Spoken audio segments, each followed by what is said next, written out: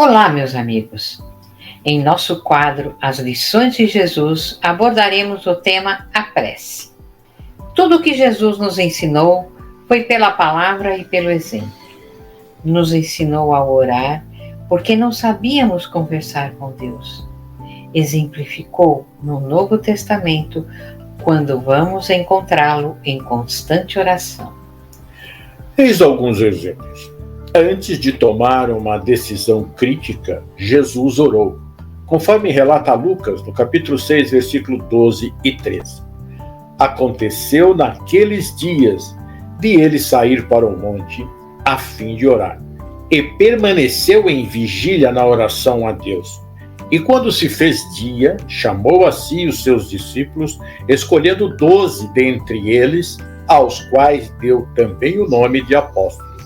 Quantas vezes por dia necessitamos tomar decisões que vão impactar a nossa vida?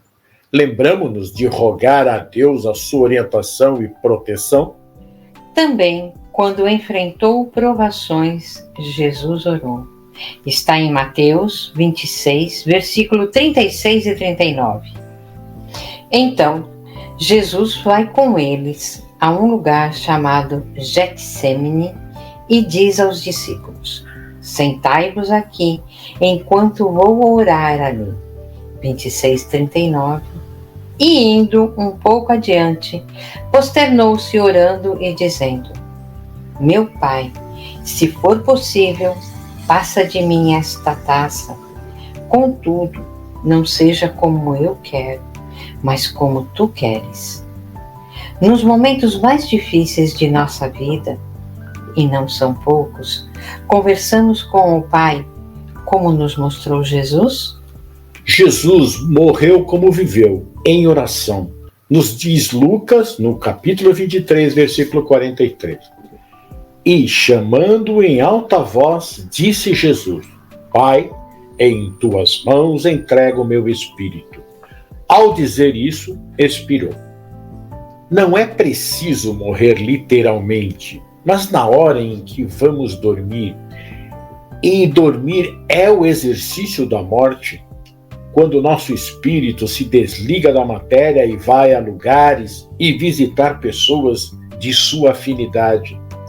Costumamos, antes de dormir, lembrar-nos de entregar-nos nas mãos do Pai, nosso espírito, e quando acordamos, encomendamos-nos a Deus para que o nosso dia seja por Ele abençoado e nossas ações sejam para o bem?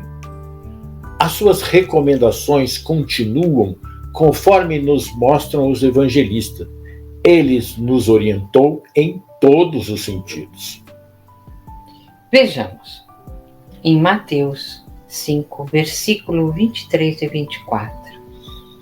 Portanto, se estiveres oferecendo tua oferta sobre o altar, e ali te lembrares que teu irmão tem algo contra ti, deixa ali tua oferta diante do altar, vai e reconcilia-te primeiramente com teu irmão, então vem e oferece tua oferta. Só um coração livre da mágoa e do rancor está apto a ofertar algo bom, produtivo para si e para os outros. O perdão é o reconhecimento do erro cometido por mim ou pelo outro. Como ir ao Pai, que é tudo misericórdia, sem perdoar as ofensas? Como pedir algo a Ele, se negamos a mão ao nosso irmão que pecou contra nós? Para merecermos a misericórdia divina, necessitamos de ter misericórdia para com o próximo. E os exemplos de como devemos orar continuam. Mateus, no capítulo 6, versículo 5, diz: E quando orardes, não sereis como os hipócritas que gostam de orar pondo-se de pé nas sinagogas e nas esquinas das ruas largas para se mostrarem aos homens. Em verdade vos digo que estão recebendo sua recompensa. Na época de Jesus, os judeus costumavam orar nas ruas e em voz alta, uma atitude que demonstrava que estavam seguindo os mandamentos de Deus. Não necessitamos de uma forma ritual para fazermos as nossas orações. Basta onde estivermos, sem nenhuma postura específica, elevarmos nosso pensamento a Deus, a Jesus, e pedirmos aquilo que necessitamos com humildade e fé. Em Mateus 6, versículo 6, diz assim: quando quiserdes orar, entrai para o vosso quarto, e fechada a porta, orai a vosso Pai em secreto, e vosso Pai, que vê o que se passa em secreto, vos dará a recompensa. Uma recomendação muito interessante essa, que adentremos em nosso quarto e fechemos a porta. Mas não quis dizer por essas palavras apenas o nosso quarto físico, mas adentrarmos em nosso interior, nosso eu, estar concentrado, focado na prece que vamos fazer ao Pai. Ele nos mostrou isso em várias ocasiões. Vejamos o Novo Testamento, em muitos episódios é narrado: e deixando a turba, retirou-se para um lugar ermo, a fim de orar ao Pai. Em todos os momentos, ele estava com o Pai. Emmanuel diz que ele vivia em uma comunhão indescritível com Deus. Em Mateus capítulo 6, versículo 7, não cuideis de pedir muito nas vossas preces, como fazem os pagãos, aos quais imaginam que pela multiplicidade das palavras é que serão atendidos. Jesus nos orienta que não são as palavras que chegarão ao Criador, mas o sentimento com que expressamos as palavras. E as mais simples e objetivas é que necessitamos empregar em busca do que desejamos. Não vos torneis semelhantes a eles, porque vosso Pai sabe do que é que tendes necessidade, antes que lhe o peçais. Está em Mateus 6, versículo 8. Jesus nos explica que devemos seguir os mandamentos de Deus, as orientações que nos passa, não seguirmos o modismo do mundo, onde muitos querem que sigamos um modelo de preces cheia de símbolos e vazias de sentimentos. Vamos orar como Ele, Jesus, nos ensinou, com humildade e fé, certos de que nessa conversa com Deus chegaremos ao seu coração cheio de misericórdia e nos dará o que for necessário. Vejamos o que diz Mateus no capítulo 11, versículo 25 a 26. Quando vos apresentardes para orar e tiveres qualquer coisa contra alguém, perdoai-lhe a fim de que vosso Pai, que está nos céus, também vos perdoe os vossos pecados. Se não perdoardes, vosso Pai, que está nos céus, também não vos perdoará os pecados. Essa instrução de Jesus é muito singela. Como podemos pedir para nós algo, mantendo no coração o rancor, a mágoa contra o nosso irmão? Como pedir se praticamos o mal? Ele pede que, recordando o mal que fizemos a alguém, que vamos até ele e peçamos perdão pela ofensa. Se somos ofendidos, perdoemos aquele que nos ofendeu. Só assim, limpo, poderemos chegar ao Senhor. Vejamos em Marcos 11, versículo 24. Seja o que for que peçais na prece, crede que o obtereis e concedido vos será o que pedirdes.